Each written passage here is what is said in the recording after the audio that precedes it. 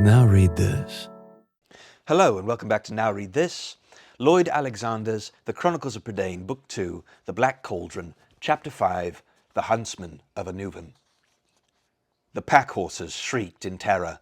Mellenlas reared as arrows rattled among the branches. Fluda, sword in hand, spun his mount and plunged against the attackers. Adain's voice rang above the din. "These are huntsmen! Fight free of them!"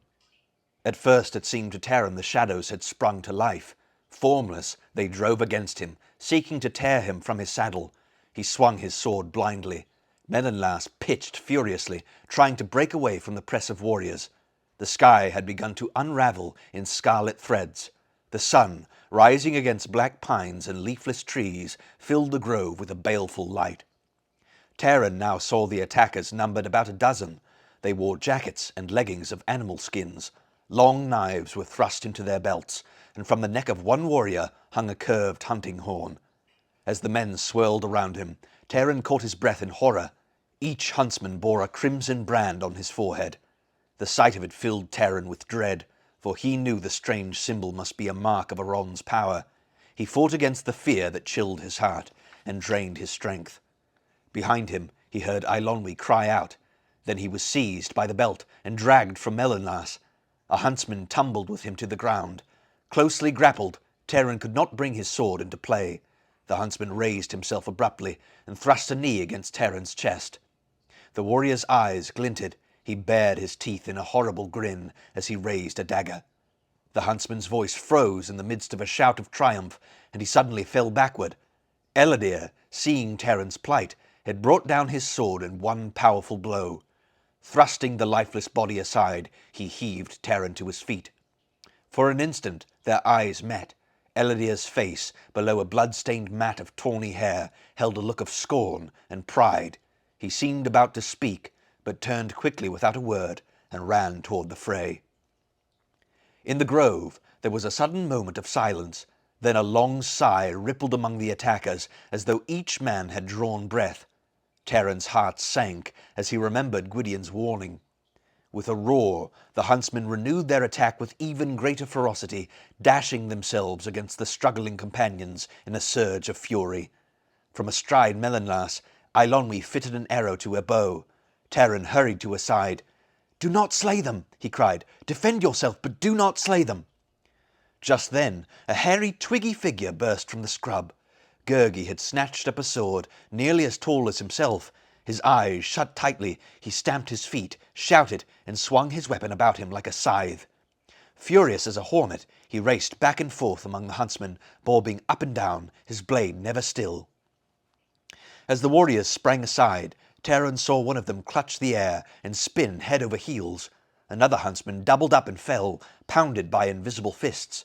He rolled across the ground in an attempt to escape the buffeting, but no sooner did he climb to his feet than a shouting, thrashing warrior was flung against him. The huntsmen lashed out with their weapons, only to have them ripped from their hands and tossed into the scrub. Against this charge they fell back in alarm. "Doli!" Taran cried. "It's Doli!" Adain took this moment to plunge forward. He seized Gergi and hoisted him to Luegor's back. "Follow me!" Adain shouted. He turned his mount and shot past the struggling warriors. Taran leaped to the back of Mellenlas. With Eilonwy clinging to his belt, he bent low over the horse's silver mane. Arrows flew past him as Mellenlas streaked ahead. Then the stallion was clear of the grove and pounding across open ground. Ears back, Mellenlas galloped past a line of trees. Dry leaves flew in a whirlwind beneath churning hooves as the stallion sped to the brow crest of a hill. For a moment, Taran dared to glance behind him. Below, a number of huntsmen had separated from the band, and with great strides held to the track of the fleeing companions. They were swift, even as Gwydion had warned. In their jackets of bristling skins, they seemed wild beasts rather than men, as they spread in a wide arc across the slope. As they ran, they called out to one another in a weird, wordless cry that echoed almost from the brooding crags of Dark Gate itself. Cold with dread, Taran urged Mellenlas on. Clumps of grass rose high among fallen tree trunks and withered branches. Ahead, Luegor galloped down an embankment. Prydain had brought them to a riverbed. Dark water lay in a few shallow pools, but for the most part it was dry, and the clay banks rose high enough to offer concealment. Prydain reined in Luegor and cast a quick glance behind him to make sure all had followed, then beckoned the companions to move forward. They set off at a rapid gait. The riverbed wound its way through high-standing firs and tattered alders, but after a little time the embankment fell away and a sparse forest became their only cover.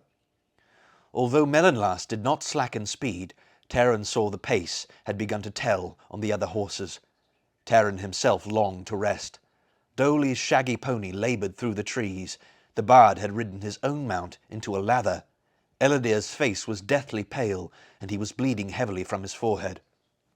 They had not, as far as Taran could tell, stopped hastening westward, and Dark Gate lay some distance behind them, though its peaks no longer could be seen. Taran had hoped Prydain could have fallen back toward the path they had used earlier with Gwydion, but he knew now they were far from it, and travelling still further. Prydain led them to a dense thicket and signalled them to dismount. "We dare not stay here long," he warned. "There are few hiding places Aron's hunters will not discover." "Then stand and face them," cried the bard. "A flam never shrinks." "Yes, yes, Gergi will face them too," put in Gergi, although he seemed barely able to lift his head. "We shall stand against them only if we must," Prydain said. "They are stronger now than before, and will not tire as quickly as we will." "We should make our stand now," Elidir cried. "Is this the honour we gain from following Gwydion, to let ourselves be tracked down like animals, or do you fear them too much?" "I do not fear them," Taran retorted, "but it is no dishonour to shun them. This is what Gwydion himself would order." Eilonwy, though exhausted and dishevelled, had not lost the use of her tongue. "Oh, be quiet, both of you," she commanded. "You worry too much about honour when you should be better off thinking of a way to get back to Caer Cadarn." Taran, who had been crouched against a tree, raised his head from his hands. From a distance came a long, wavering cry. Another voice answered it, then another. "Are they giving up the hunt?" he asked. "Have we outrun them?" Prydain shook his head. "I doubt it. They would not pursue us this far, only to let us escape."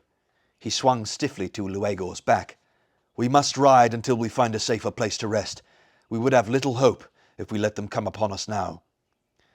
As Elidir strode to the weary Islamak, Taran took him by the arm. "You fought well, son of Penlarco," he said quietly. "I think that I owe you my life." Elidir turned to him with the same glance of contempt Taran had seen in the grove. "It is a small debt," he replied. "You value it more than I do." They set out once again, moving deeper into the forest as rapidly as their strength allowed. The day had turned heavy with dampness and chill. The sun was feeble, wrapped in ragged grey clouds. Their progress slowed in the tangle of underbrush, and the wet leaves mired the struggling animals. Dolly, who had been bent over his saddle, straightened abruptly. He looked sharply around him. Whatever he saw caused him to be strangely elated. "There are fair folk here," he declared, as Taran rode up beside him. "Are you sure?" Taran asked. "How do you know?" Though he looked closely, he could see no difference between this stretch of forest and the one they had just passed through. "How do I know? How do I know?" snapped Dolly. "How do you know how to swallow your dinner?" He kicked his heels against the pony's flanks and hurried past Prydain, who halted in surprise. Dolly jumped down, and after examining several trees, ran quickly to the ruins of an enormous hollow oak. He thrust his head inside and began shouting at the top of his voice. Taran too dismounted. With Eilonwy at his heels, he ran to the tree, fearful the fatigue and strain of the day had at last driven the dwarf out of his wits. "Ridiculous!" muttered Dolly, pulling his head out of the tree. "I can't be that far wrong."